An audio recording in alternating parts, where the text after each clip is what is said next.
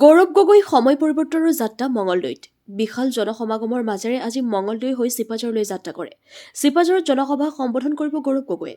মঙলদৈৰ পৰা মেজ আহিল ইৰফানৰ প্ৰতিবেদন AIN লাইভ। আজি সময় পৰিৱৰ্তনৰ যি আমাৰ যাত্ৰা, আমাৰ মাননীয় নেতা অসম প্ৰদেশ কংগ্ৰেছ কমিটিৰ মাননীয় সভাপতি গৌৰৱ গগৈ ডাঙৰীয়া ইতিমধ্যে আহি দৰং জিলা সোমাইছে।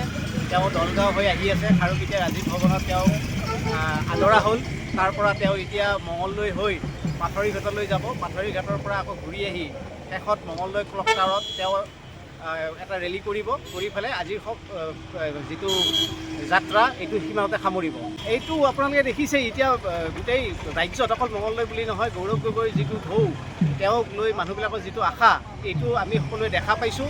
ৰাইজ এইবাৰ কংগ্ৰেছৰ লগত আছে আৰু গৌৰৱ গগৈ ডাঙৰীয়াৰ নেতৃত্ব সকলোৱে মানি লৈছে।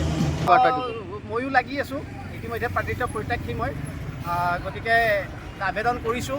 মোৰ বিশ্বাস মাননীয় নেতা গৌৰৱ গগৈ ডাঙৰীয়া আৰু জিলা নেতৃত্ব, ৰাজ্যিক নেতৃত্ব, কেন্দ্ৰীয় নেতৃত্ব আটায়ে মোৰ ওপৰত আস্থা ৰাখিছে আৰু মোক টিকট দিব বুলি মই দৃঢ় বিশ্বাসী। আৰু টিকট দিলে ময়ো বিশ্বাসী যে মঙলদৈ সমষ্টিৰ ৰাইজে মোক আঁকোৱালি ল'ব। এই কাম আচলতে বিধায়কৰ মতে নহয়, ৰাইজৰ মতে হ'ব লাগে। গতিকে যদি ভগৱানে কৃপা কৰে মই ৰাইজৰ সেৱা কৰিব পাৰোঁ, ৰাইজক সুধি পেলাই কাম কৰিম। যিকোনো খবৰ আৰু বিজ্ঞাপনৰ বাবে যোগাযোগ কৰক 7896121996।